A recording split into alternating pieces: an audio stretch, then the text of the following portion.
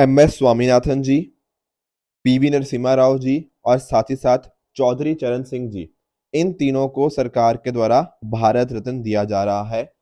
अब देखो, पिछले दिनों के अंदर हमने डिस्कस किया था भारत रत्न के बारे में, और हमने ये डिस्कस किया था कि जो बिहार के सीएम हुआ करते थे, कर्पूरी ठाकुर जी, और साथ ही साथ deputy prime minister LK Advani ji, इनको यहाँ पे ऑलरेडी सरकार ने अनाउंस किया था कि इन दोनों को तो मिल ही रहा है। उसके अलावा 3 और नए नाम हमें आज यहाँ पे देखने को मिल रहे हैं। तो इस साल बेसिकली टोटल 5 लोगों को भारत रत्न अवार्ड दिया जा रहा है। नॉर्मली देखो, ऐसा लिखा गया है कि एक साल में मैक्सिमम 3 लोगों को ही मिल सकता है, पर सरकार यहाँ पर इस साल 5 लोगों को यहाँ पे भारत रत्न दे रही है, और आज तक की ये सबसे हाईएस्ट रैली है। क्योंकि आज आप नोटिस कर पाओगे कि मैक्सिमम 1999 के अंदर 4 लोगों को ये अवार्ड मिला था, पर अब यहाँ पर इस साल ये 5 लोगों को दिया जा रहा है।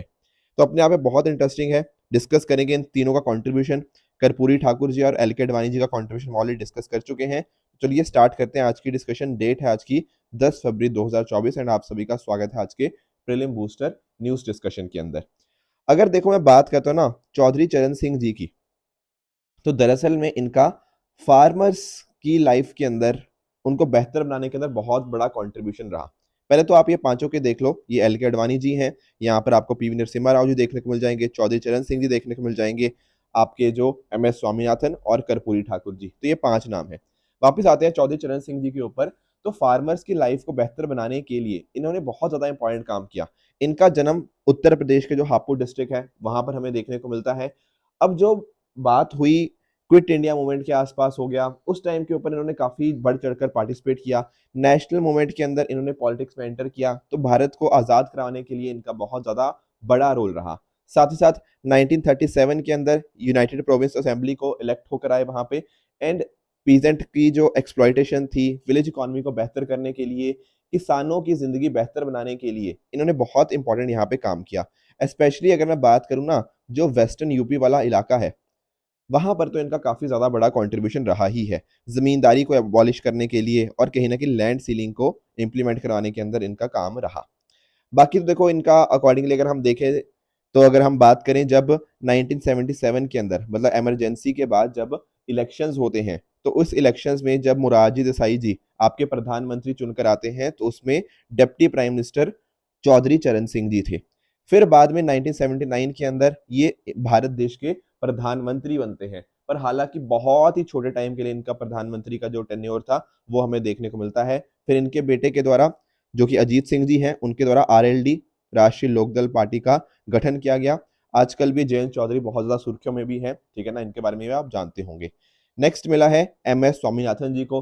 देखो, मुझे बताने की जरूरत पड़नी नहीं चाहिए कि MS स्वामीनाथन जी कौन है। जस्ट एक छोटी सी मैं ब्रीफ इनके बारे में आपको बता देता हूँ।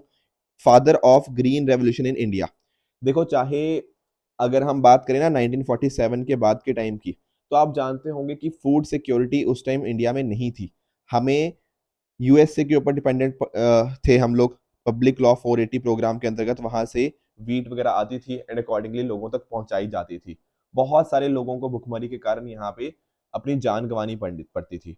पर यहाँ पर MS स्वामीनाथन जी ने गांधी जी के कहने के ऊपर, ठीक है, जो क्विट इंडिया मूवमेंट थी उस टाइम के ऊपर, उन्होंने वो चीजें नोटिस करी। एंड साथ ही साथ जो बंगाल फेमीन था 1940s के अंदर हमें देखने को मिला, उसके बाद उन्होंने डिसाइड किया कि वो एग्रीकल्चर को स्टडी करेंगे। इसकी स्टडी के माध्यम से उन्होंने बाद में हाई यील्डिंग जो वैरायटी सीड्स थे उनको यहाँ पे इंडिया में लेकर आए, ठीक है। उनके रिगार्डिंग जो रिसर्च थी वो पूरी यहाँ पे करी। एंड साथ ही साथ जो नॉर्मन बोरलॉग थे, जो कि फादर ऑफ ग्रीन रेवोल्यूशन माने जाते हैं दुनिया भर में, उनके साथ यहाँ पे कोलैबोरेट करके इन्होंने कुछ यहाँ पे वेराइटीज बनाई जो इंडिया की एरिया के लिए बहुत ज्यादा सूटेबल थी।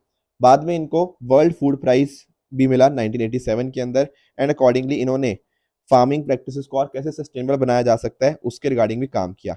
एक्चुअल में ना, आप लोगों ने MS स्वामीनाथन रिपोर्ट के बारे में भी आप जानते होंगे, जहां पर MSP का भी जिक्र है, और किस तरह से हम कहीं ना कहीं एग्रीकल्चर को और बेहतर बना सकते हैं।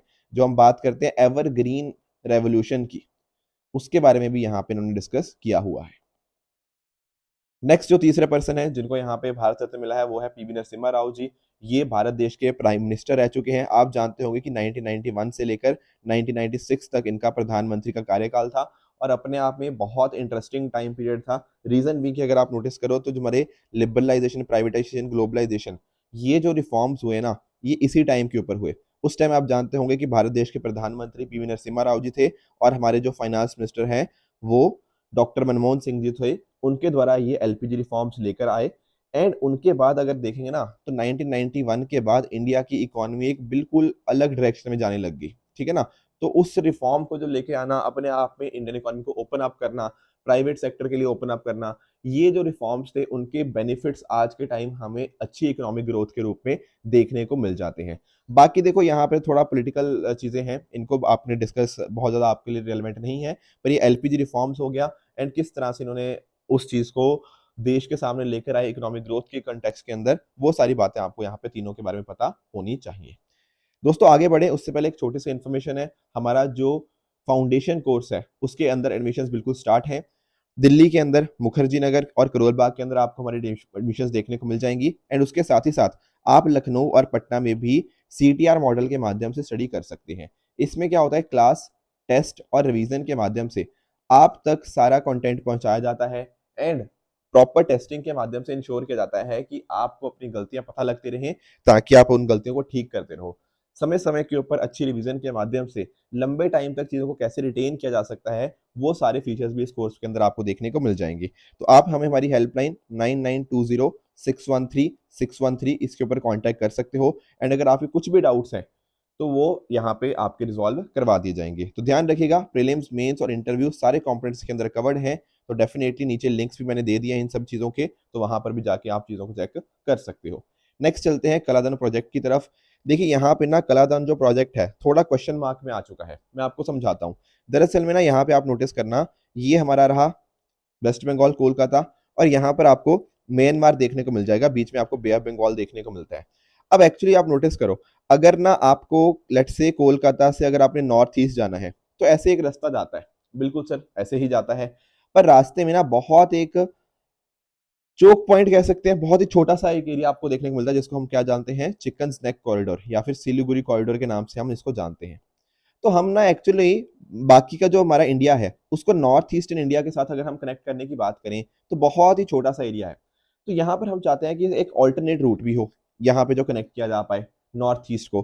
तो दरअसल में ना हम यहाँ पे क्या कंस्ट्रक्ट कर रहे हैं, Kaladan multi modal project. Multi modal का मतलब क्या है कि डिफरेंट डिफरेंट मोड्स हैं यहाँ पे। क्या मतलब मोड का, देखो एक मोड है यहाँ से सी रूट, यानी कि आपका कोलकाता से लेकर ना यहाँ तक सितवे पोर्ट का, ये आपका पूरा मैरीटाइम रूट रहेगा, ठीक है। फिर आपका सितवे से लेकर, ठीक है, यहां पर आपको प्लेटवा देखने को मिलेगा, यहां पर क्या है आपका इनलैंड वाटरवे रूट है, ठीक है।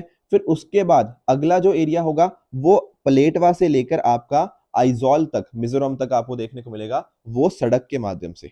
तो इस तरह से हमने क्या किया, हमने इंडिया के बाकी पार्ट को नॉर्थ ईस्टर्न इंडिया के साथ यहाँ पे कनेक्ट कर दिया। इससे फायदा क्या हुआ, इससे फायदा ये हुआ कि लेट से आपको कोलकाता से कोई सामान मिजोरम तक पहुंचाना था तो इतना लंबा सारा रूट लेके जाना पड़ता था पहले। अब आप इधर से चले जाओगे तो आपका डिस्टेंस कम हो गया, आपका टाइम कम लग गया एंड कहीं ना कहीं आपके गुड्स का जो ट्रांसपोर्टेशन था वो चीपर हो गया। बाकी देखो इसकी प्रोजेक्ट की ना स्ट्रेटेजिक इंपॉर्टेंस तो है ही है।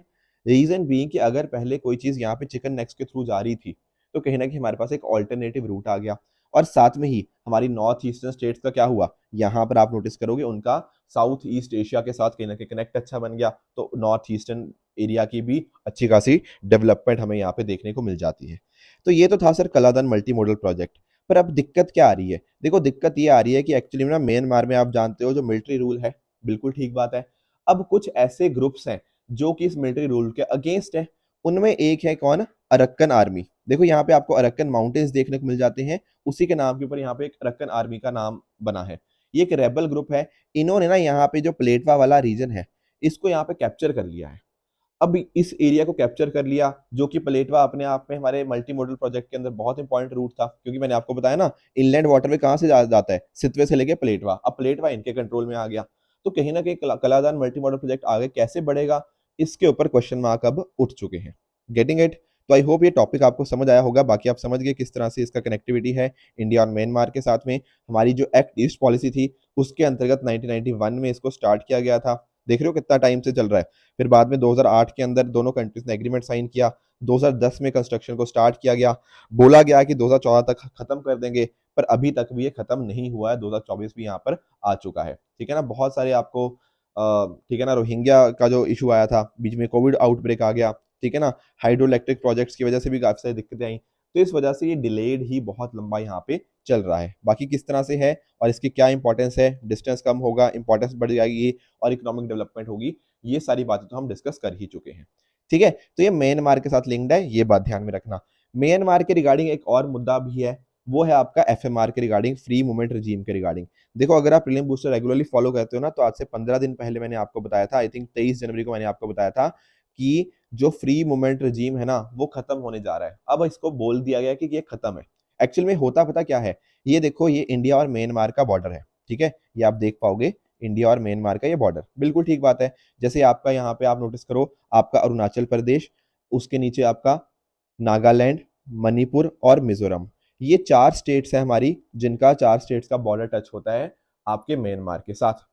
ठीक है, अब बॉर्डर काफी लंबा है और एक्चुअल में दिक्कत पता क्या है, दिक्कत ये है कि हमारे जो यहाँ पे एरियाज है, ये जो बिल्कुल बॉर्डर के पास वाले हैं, अब उनके अंदर जो लोग रहते हैं, इस साइड के ऊपर इंडिया वाली साइड और म्यांमार की साइड, इनके बीच में ना काफी अच्छे रिश्ते हैं।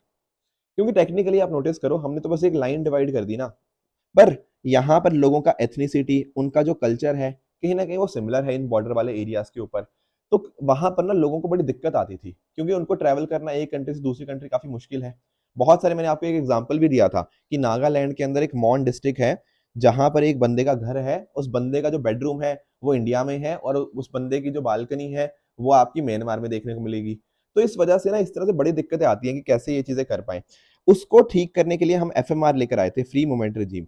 इसके मदद से पता क्या होता है, अगर ये जो लोकल लोग हैं, यहाँ पर ये 16 किलोमीटर इंडिया वाली साइड और 16 किलोमीटर म्यांमार वाली साइड, ये इस तरह से मूव कर सकते हैं, ठीक है ना, और इनको यहाँ पे बिना किसी वीजा के थ्रू ये मूव कर सकते हैं, ताकि ये ट्राइब्स जो है ना यहाँ पे बॉर्डर के ऊपर रह रही हैं, इनको दिक्कत ना आए। ऐसा फ्री मूवमेंट रिजीम के अंतर्गत होता था। पर एफएमआर के बेनिफिट्स थे कि लोगों को बेनिफिट मिलता था, पर दिक्कतें ये आने लगी ओवर द टाइम कि यहाँ पर ना, एक तो बहुत सारे इलीगल माइग्रेशन यहाँ से स्टार्ट हो गया, ठीक है ना, यहाँ पे म्यांमार से। Plus at the same time यहाँ पर आप जानते हो कि म्यांमार के पास में आपको गोल्डन ट्रायंगल देखने को मिल जाएगा, तो इलीगली ड्रग्स यहाँ पे इंडिया के अंदर आने लगी थी। और भी बहुत सारे ना जो अलग अलग, म्यांमार में इतने सारे इश्यूज चल रहे हैं, रोहिंग्या वाला भी मुद्दा है, और कहीं ना कहीं वहाँ की जो मिलिट्री रूल है, उस वजह से भी लोग बहुत तंग है वहां से, तो वो लोग भी इंडिया में आने लग गए। इससे बड़ी दिक्कत होने लगी, इंडिया की इंटरनल सिक्योरिटी हो गया, एंड इंडिया का जो नॉर्थ ईस्टर्न स्टेट्स का डेमोग्राफिक स्ट्रक्चर है वो इंपैक्ट होने लग गया। इसको ठीक करने के लिए हमने अब एफएमआर को सस्पेंड कर दिया है। ठीक है, ये सारी बातें मैं पहले आपके साथ डिस्कस कर चुका हूं कि 1643 किलोमीटर का बॉर्डर है, एफएमआर की क्या क्या इंपॉर्टेंस थी, ये भी मैंने आपके साथ डिस्कस करी हुई है ऑलरेडी। आई होप आप ये टॉपिक समझ गए होंगे, क्योंकि this is just a addition, हम ऑलरेडी इसको डिस्कस कर चुके हैं पिछले लेक्चर्स के अंदर। नेक्स्ट चलते हैं, सेक्रेड ग्रोव्स प्रोटेक्शन के बारे में डिस्कस कर लेते हैं। अब देखो एक्चुअल में क्या हुआ है ना, यहाँ पे आपको जो केरला है, पहले ना इसकी लोकेशन समझो, कहाँ गई लोकेशन, हाँ ये रहा केरला। ठीक है, केरला के अंदर ना आपको एक कम्युनिटी रिजर्व देखने को मिलता है, जिसका नाम है कडालुंडी वलिकुन्नू। ये कम्युनिटी रिजर्व आपको यहाँ पे देखने को मिलेगा, कहाँ पे, केरला स्टेट के अंदर। ठीक है, और एक्चुअल में जो इस तरह के कम्युनिटी रिजर्व होते हैं ना, उनकी प्रोटेक्शन करी जाती है किसके द्वारा, आपकी स्टेट गवर्नमेंट के द्वारा। दरअसल में आपका वाइल्ड लाइफ हो गया, आपका हैबिटेट हो गया, इनको मैनेज करना, इनको प्रिजर्व करना आपकी जो स्टेट गवर्नमेंट है ना, उसकी जिम्मेदारी है। अगर हम जाते हैं wild life protection act of 1972 के अंदर, उसमें लिखा गया है कि स्टेट गवर्नमेंट किसी भी लैंड को कम्युनिटी रिजर्व की तरह डिक्लेयर कर सकती है इन ऑर्डर टू प्रोटेक्ट वहां का फौना फ्लोरा, या जो भी उस तरह की कल्चरल प्रैक्टिसेस होती है। और जो मैं बात करूं ना यहाँ पे सेक्रेड ग्रुप्स की, इनका अर्थ भी यही होता है कि वहाँ की जो लोकल कम्युनिटीज है ना, वो मान लो किसी पर्टिकुलर टाइप ऑफ ट्रीज को, उनको प्रोटेक्ट करती है, बिकॉज उन ट्रीज की क्या होती है, उन ट्रीज की होती है कुछ रिलीजियस सिग्निफिकेंस, आपके कल्चरल सिग्निफिकेंस हो सकती है। तो इस तरह से लोकल बायोडाइवर्सिटी को कंजर्व करने के अंदर ना काफी इंपॉर्टेंट काम हमें देखने को मिल जाता है। तो गवर्नमेंट ऑफ केरला ने कुछ फंड्स मांगे हैं, ताकि वो कहीं ना कहीं इन वाइल्ड लाइफ हैबिटेट्स को यहाँ पे इनको प्रिजर्व कर पाए, क्योंकि ये सेंट्रली स्पॉन्सर्ड स्कीम हमें यहाँ पे देखने को मिल जाएगी। बाकी आप जानते होंगे कम्युनिटी रिजर्व क्या होता है, कोई गवर्नमेंट या प्राइवेट लैंड को कम्युनिटी रिजर्व यहाँ पे डिक्लेयर किया जा सकता है by the state government after amending WPA, ऐसा यहाँ पे हमें देखने को मिला, ठीक है ना। इससे क्या होता है, इन कम्युनिटी रिजर्व्स के माध्यम से आपकी बायोडाइवर्सिटी प्रिजर्व रहती है। इंडिया के अंदर लगभग 220 एक्टिव कम्युनिटी रिजर्व्स आपको देखने को मिल जाएंगे। और ये जो मैं कम्युनिटी रिजर्व की बात कर रहा था, दिस इज कडालुंडी वलिकुन्नु कम्युनिटी रिजर्व। ये इंडिया का पहला रिवर फ्रंट कम्युनिटी रिजर्व आपको देखने को मिल जाएगा। केरला के अंदर कडालुंडी रिवर के ऊपर आपको ये देखने को मिल जाता है। सेक्रेड ग्रोव्स मैंने आपको समझा ही दिया किस तरह से लोकल कम्युनिटी के द्वारा रिलीजियस एंड कल्चरल सिग्निफिकेंस के लिए इसको प्रोटेक्ट किया जाता है, जिससे लोकल बायोडाइवर्सिटी प्रोटेक्ट होती है एंड नेचर और स्पिरिचुअलिटी भी डेफिनेटली प्रोटेक्टेड रहती है। अब इंडिया की अगर हम बात करें ना, तो इंडिया के अंदर इनको अलग अलग नामों से जाना जाता है। मैं आपको दिखाता हूँ, जैसे बिहार के अंदर सरना के नाम से, हिमाचल प्रदेश के अंदर देववन के नाम से, केरला के अंदर कवूस के नाम से जानते हैं इनको, कर्नाटक के अंदर देवरकुडू के नाम से जानते हैं, देव के मध्य प्रदेश के अंदर। इस तरह से ना हर स्टेट के अंदर इनके नाम है सेक्रेड ग्रुप्स के, किस लोकल नाम से इनको जाना जाता है। इन नामों को एक बार बस पढ़ लेना, क्योंकि कई बार ना ऐसा ही वर्ड आ सकता है कि कवूस, देव्स, देववन recently seen in the news related to what, these are related to what, sacred groves, ठीक है। और साथ साथ अगर हम नोटिस करें तो अलग अलग एरियाज में, वेस्टर्न घाट्स में, हिमालयाज में, north eastern central hills tracks में आपको देखने को मिल जाएंगे। जैसे मैंने आपको बताया अभी, हिमाचल प्रदेश में भी है और भी स्टेट्स के अंदर आपको ये देखने को मिल जाते हैं। इससे नेचर प्रोटेक्ट होता है, आपके नेचुरल डिजास्टर से हम यहाँ पे बच सकते हैं, एंड कहीं ना कहीं बायोडाइवर्सिटी तो कंजर्व होगी ही होगी। क्योंकि एक्चुअली आप नोटिस करो, अगर मान लो आप पेड़ों को पूजते हो, अगर आप पेड़ों को पूज रहे हो तो पेड़ों को प्रोटेक्ट कर रहे हो, पेड़ों को प्रोटेक्ट कर रहे हो तो कहीं ना कहीं साथ ही साथ बायोडाइवर्सिटी भी तो कंजर्व हो रही है। ये सारी चीजें हमें यहाँ पे देखने को मिल जाती है, और लोकल ट्रेडिशंस भी अकॉर्डिंगली उनके मेंटेन रहते हैं। आगे चलते हैं, प्रधानमंत्री फसल बीमा योजना के अंतर्गत कुछ नए इनिशिएटिव्स को यहाँ पे लॉन्च किया गया है। क्या है ये नए इनिशिएटिव्स? देखो, एक इनिशिएटिव है इसमें कृषि रक्षक पोर्टल एंड हेल्पलाइन, इसको यहाँ पे लॉन्च किया गया है। पहले आप बात समझो, क्या है स्कीम? फसल बीमा योजना। बीमा मतलब होता है इंश्योरेंस, तो फसलों का इंश्योरेंस होता है, बिल्कुल ठीक बात है। पर कई बार ना किसानों को उन चीजों के बारे में जानकारी नहीं होती, उनको प्रॉपर सपोर्ट नहीं मिलती। उसी सपोर्ट के लिए यहाँ पे हमने पोर्टल बना दिया है, कृषि रक्षक पोर्टल, जिसके माध्यम से किसानों के जो भी दुख दर्द होंगे, उनकी जो भी ग्रीवांसेस होंगी, जो भी उनको असिस्टेंस चाहिए होगी, उनको वो अलग अलग लैंग्वेजेस के अंदर प्रॉपरली मिल जाएंगी। Getting it?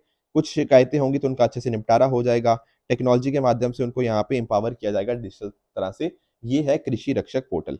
उसके अलावा एक LMS लर्निंग मैनेजमेंट सिस्टम भी यहाँ पे लॉन्च किया गया है, जिसके माध्यम से क्या होगा, किसानों के पास एक तरह से प्रॉपर मॉड्यूल्स, जैसे ट्रेनिंग नहीं कराते, ऑनलाइन ट्रेनिंग उनकी यहाँ पे करवाई जाएगी इस पर्टिकुलर LMS के माध्यम से। इसको बनाया गया है in collaboration with national e governance division, जो कि आपकी मीति मिनिस्ट्री के अंतर्गत हमें देखने को मिल जाएगा। तो किसानों के पास प्रॉपर स्किल्स आएंगे, प्रॉपर मॉड्यूल्स के माध्यम से उनको प्रॉपर ट्रेनिंग दी जाएगी इन सभी चीजों के रिगार्डिंग। उसके अलावा एक सारथी प्लेटफॉर्म भी यहाँ पे हमें देखने को मिल जाएगा। दरअसल में सारथी प्लेटफॉर्म के अंदर ना ये बात करी गई है कि इंश्योरेंस तो हम बात कर रहे हैं फसलों की, पर इसके अलावा और चीजों के ऊपर भी ना उनको इंश्योरेंस हम यहाँ पे प्रोवाइड कर पाए, जैसे health insurance, life insurance, home insurance या बाकी एरियाज के अंदर। तो इसको जो AIDE ऐप है, एड जो ऐप है, बेसिकली सहायक ऐप भी इसको बोलते हैं, इस ऐप के माध्यम से ना किसानों की एनरोलमेंट आसान हो पाए, उसके लिए ये सारथी प्लेटफॉर्म में यहाँ पे देखने को मिल जाएगा। जैसे फॉर एग्जांपल ट्रैक्टर मशीनरी हो गया, इस तरह की चीजों के ऊपर भी आप इंश्योरेंस करवा पाओगे। ये सारी बातें देखने को मिलती हैं। इसको बनाया गया है in collaboration with United Nation Development Programme India. तो ये सारथी प्लेटफॉर्म का भी आपको आइडिया होना चाहिए। नेक्स्ट चलते हैं, कार टी सेल थेरेपी के बारे में थोड़ा सा पढ़ लेते हैं। एक्चुअली क्या हुआ है ना, अभी एक पेशेंट के द्वारा कमर्शियल सर्जरी करवाई गई, मतलब commercial car T cell surgery नहीं, commercial car T cell therapy करवाई गई। उसको कैंसर से निपटारा हो गया। कहने का मतलब क्या है इस चीज का? देखो, एक पेशेंट था, वो कैंसर से जूझ रहा था, उसने पैसे देके, कमर्शियल का मतलब होता है पैसे देकर, उसने कार टी सेल थेरेपी कराई और अब वो बिल्कुल अच्छे से ठीक हो गया है, कैंसर उसका बिल्कुल खत्म हो गया है। अब आप लोग सोचेंगे सर है क्या ये कार टी सेल थेरेपी? देखो, कोई बात नहीं, चिंता की कोई बात नहीं है। समझो इस बात को, एक्चुअली ना हमारी जैसे बॉडी होती है, बिल्कुल, अब बॉडी में होते हैं WBCs, व्हाइट ब्लड सेल जिसको हम बोलते हैं। बिल्कुल सर, व्हाइट ब्लड सेल तो हमें पता है, हमने साइंस टेक्नोलॉजी में पढ़ा भी है। इनको ल्यूकोसाइट्स के नाम से भी जानते हैं हम, WBCs को। बिल्कुल ठीक बात है। इनकी ना अलग अलग सेल की टाइप्स होती हैं। एक होते हैं आपके टी सेल और एक होते हैं बी सेल। सर ये भी हमने पढ़ रखा है, अरे कोई बात नहीं, रिवाइज करा रहा हूँ। जो आपके टी सेल की जब मैं बात करता हूँ ना, टी सेल का काम क्या होता है? ये जो आपके कुछ भी इन्फेक्टेड सेल होते हैं उनको मार देते हैं। टी सेल का काम होता है इम्यून रिस्पॉन्स को जनरेट करना। बिल्कुल ठीक बात है। जो बी सेल, सर वो क्या करते हैं? अरे वो एंटीबॉडीज को प्रोड्यूस करते हैं। बिल्कुल ठीक बात है सर। अब यहाँ पर ना एक्चुअल में क्या होता है, कई बार कुछ कैंसर सेल होते हैं जिनको हमें मारने के अंदर दिक्कत आती है, बिल्कुल ठीक बात है, क्योंकि इम्यून रिस्पॉन्स हर बार उतना इफेक्टिव नहीं हो पाता। तो यहाँ पर पता क्या हम करते हैं, हम ना एक इंसान का ब्लड ले लेते हैं। ओके, तो ब्लड जो लिया उस पेशेंट का, उससे हमें क्या मिले सर, टी सेल मिल गए हमें। अच्छा ठीक है, टी सेल आ गए हमारे पास। अब क्या करेंगे, अब ना यहाँ पर इन टी सेल के अंदर एक जीन ऐड कर देंगे। ओ, क्या है जीन, ये एक्चुअली CAR जो मैं बात करता था, किमेरिक एंटीजन रिसेप्टर, उसके साथ हम यहाँ पे इसको बना देंगे, तो कार टी सेल बन गया। वो क्या बन गया, किमेरिक एंटीजन रिसेप्टर। ठीक है, इस तरह के मिलियन ऑफ सेल्स हम यहाँ पे ग्रो कर लेंगे अपनी लैब के अंदर। अब जब इतने सारे हमारे पास सेल्स आ गए, जिसके अंदर हमने कार टी सेल्स हमने जिनको बना दिया था, किमेरिक एंटीजन रिसेप्टर बना दिया था, अब उस हिसाब से इन सेल्स को हम कहाँ करेंगे, हम पेशेंट के अंदर वापस से डाल देंगे। एक्चुअल में हुआ क्या है ना, टी सेल्स पहले से एग्जिस्ट करते थे, बस लैब के अंदर लेकर आए उसको, यहाँ पे हमने उसकी एफिशिएंसी को बढ़ाया, उसके अंदर कुछ और एडिशंस करी, एंड अकॉर्डिंगली वापस से उसको पेशेंट को डाल दिया। अब पेशेंट के अंदर वापस से वो कार टी सेल्स हो गए हैं। अब जाके ये कैंसर सेल्स को जाके देखेंगे एंड अकॉर्डिंगली उनको मार देंगे। तो बंदे का जो कैंसर होगा ना, इस तरह से ये ट्रीट होता है। क्या ये बात समझ आई? बिल्कुल सर, ये बात तो बहुत अच्छे से हमें समझ आ गई। तो इसी को बोलते हैं कार टी सेल थेरेपी। तो हमारा जो drug controller general of India है, इसने अक्टूबर 2023 के अंदर ही इसको यहाँ पे अप्रूव किया था। इसको नेक्सकार 19 इस नाम से भी जाना जाता है, जो कि आपको इंडिया के लगभग 30 हॉस्पिटल्स के अंदर देखने को मिल जाएगा, इन अराउंड 10 सिटीज के अंदर। ठीक है ना, जो भी पेशेंट है जो 15 साल से ज्यादा उम्र के हैं, जिनको इस तरह का कैंसर हमें देखने को मिलता है, वो डेफिनेटली उसके माध्यम से ट्रीट उनको किया जा सकता है। अब ध्यान में ये रखिएगा कि इसको डेवलप किया गया बाय इम्यूनो एक्ट, जो कि एक कंपनी है जिसको IIT बॉम्बे और साथ साथ टाटा मेमोरियल हॉस्पिटल, इनके द्वारा यहाँ पे मिलकर इंक्यूबेट किया गया है। बहुत ही नए हैं, बहुत ही रिसेंट स्टेज में अंदर है, काफी और रिसर्च एंड डेवलपमेंट यहाँ पे कार टी सेल थेरेपी के अंदर और किया जा सकता है, पर आप इसको लिविंग ड्रग के नाम से भी जानते हैं। ठीक है ना, बाकी इसका जैसे यूजेज कैसे होता है मैंने आपको समझा ही दिया, कि पेशेंट के टी सेल्स को हम यहाँ पे कलेक्ट करते हैं, उनको जेनेटिकली हम मॉडिफाई करते हैं, and accordingly car T cells यहाँ पे बन जाते हैं। ठीक है ना, यहाँ पर किमेरिक एंटीजन रिसेप्टर्स ये होते हैं, इनको लैबोरेटरी के अंदर एक्सपैंड किया जाता है, एंड एक बार ये एक्सपैंड हो गए फिर अकॉर्डिंगली इनको बॉडी के अंदर पेशेंट के अंदर वापस से इन्फ्यूज किया जाता है, फिर ये वापस बॉडी के अंदर आ गए। अब ये कैंसर सेल्स को बहुत अच्छे से रिकॉग्नाइज कर पाएंगे, एंड अकॉर्डिंगली जो कैंसर होगा उसको यहाँ पे हम ट्रीट कर पाएंगे। This is CAR T cell therapy. I hope इसका अर्थ आपको पता लग गया होगा। थोड़ा टेक्निकल टॉपिक था, बट मैंने एग्जाम्पल्स के माध्यम से समझाने की कोशिश की ताकि आपको अच्छे से समझ आ पाए। देखो, इसके साथ ही ना मैंने आपको एक होमवर्क दिया था ल्यूकाफ्रेसिस के बारे में। देखो, ल्यूकाफ्रेसिस से अब आप समझ सकते हो, जैसे मैंने ल्यूकासाइट्स बताया ना, तो वहीं से वर्ड आया ल्यूकाफ्रेसिस। ल्यूका मतलब क्या होता है, व्हाइट ब्लड सेल्स के साथ आप इसको लिंक कर सकते हो। तो एक्चुअल में इसका आंसर क्या है, ये ल्यूकाफ्रेसिस क्या है, एक तरह का प्रोसेस है। क्या प्रोसेस है, जिसके माध्यम से ना WBCs को रिमूव किया जाता है एक पेशेंट के ब्लड से। ब्लड से निकालेंगे, कहीं ना कहीं उसके अंदर कुछ एक्शन करना होगा, कुछ उसके अंदर चेंजेस करने होंगे ताकि वापस से इन्फ्यूज किया जा पाए। इस प्रोसेस को बोलते हैं ल्यूकाफ्रेसिस। आई होप ये टॉपिक आपको समझ आ गया होगा, इसका मीनिंग क्या होता है। ठीक है, आज के डिस्कशन के बेसिस के ऊपर कुछ मैं आपको होमवर्क दे रहा हूं, जिनका आंसर मुझे आप मुझे कमेंट्स के अंदर बताओगे कि इनमें से कौन सा ठीक है एंड कौन सा गलत है। कल जो आपको होमवर्क दिया था उसका आंसर मैं बता देता हूं। एक था मॉनेटरी पॉलिसी कमेटी MPC के बारे में। यहाँ पर कह रहा है कि जो इन्फ्लेशन टारगेट है वो WPI के फॉर्म में हम मेजर करते हैं। अरे बिल्कुल गलत है, कितनी बार तो बताया आपको, जो CPI होता है उसके टर्म्स में हमें देखने को मिलता है। श्रीला प्रभुपदा जी, ये इस्कॉन के फाउंडर हैं, बिल्कुल यहाँ पे ये बात आपकी बिल्कुल करेक्ट है। पृथ्वी स्कीम की बात करें तो ministry of science and technology नहीं, ये आपकी मिनिस्ट्री ऑफ अर्थ साइंसेज आपकी नोडल मिनिस्ट्री देखने को मिल जाएगी। गुआना की अगर मैं बात करता हूं तो ये अफ्रीका के नदर्न एज पे नहीं, ये आपके साउथ अमेरिका के नदर्न एज पे आपको देखने को मिलेगा। तो ये चौथी स्टेटमेंट आपकी यहाँ पे फॉल्स हो जाएगी। सर आज का होमवर्क क्या रहेगा? हाँ जी, हाँ जी, आप लोगों ने बहुत लोगों ने कमेंट किया कल कि नहीं सर MCQs चाहिए। इनफैक्ट कुछ लोगों ने तो बोला कि सर हम USA से भी आपका लेक्चर देखते हैं, तो MCQs उनको भी चाहिए। बिल्कुल ठीक बात है। देखो, USA से तो है या नहीं है ये तो मुझे पता नहीं, बट डेफिनेटली 2 स्टूडेंट्स हमारे दुबई से जरूर कनेक्टेड है, जिनके साथ मेरी मल्टीपल टाइम्स बात भी हुई है। तो अच्छा लगता है अगर कहीं और से भी बच्चे, अब आई डोंट नो, तैयारी कर रहे हैं UPSC की या फिर हमारे साथ कनेक्टेड है, क्योंकि कई लोग बताते हैं कि सर बहुत सारी नई इन्फॉर्मेशन मिलती है, बहुत सारी कुछ नया सीखने को मिलता है, उस वजह से भी काफी सारे लोग देखते हैं, तो उनको भी बहुत थैंक यू सो मच। ठीक है, तो आज का होमवर्क क्या रहेगा, पहला आपका क्रिस्पर टेक्नोलॉजी के बारे में कि कहाँ कहाँ पर इनको यूज किया जा सकता है, पहला होमवर्क ये। एंड दूसरा तो बहुत ही सिंपल है, डीलिमिटेशन कमीशन के बारे में तो पिछले दिनों के अंदर ही मैंने आपसे चर्चा की थी, तो आई एम श्योर आप इसका आंसर तो बड़े आराम से बता दोगे। एक और होमवर्क मैंने आपको दिया था PBTGs के रिगार्डिंग, कि PBTGs के रिगार्डिंग सरकार के द्वारा कौन सा क्राइटेरिया देखा जाता है, एक्चुअली जो चारों के चारों है ना, ये सारे क्राइटेरिया देखे जाते हैं कि वहाँ पे लेवल ऑफ टेक्नोलॉजी क्या है। जैसे कुछ लोग अभी भी pre agriculture level of technology है, अभी भी जो हंटर गैदर की तरह काम कर रहे हैं, लिटरेसी लेवल बहुत ही ज़्यादा कम है, इकोनॉमिकली बहुत ही ज़्यादा बैकवर्ड है, एंड उसके साथ साथ जो उनकी पॉपुलेशन है वो या तो कम हो रही है या स्टेगनेंट है। ये चारों क्राइटेरिया हमें यहाँ पे देखने को मिल जाते हैं। तो all four option number D is the correct answer. तो दोस्तों ये थी आज की डिस्कशन। अगर आपको इसकी पीडीएफ चाहिए तो आप हमारे Telegram channel PW only IAS official पे जाके इसकी पीडीएफ डाउनलोड कर सकते हो एंड अपनी प्रेपरेशन को और भी बेहतर बना सकते हो।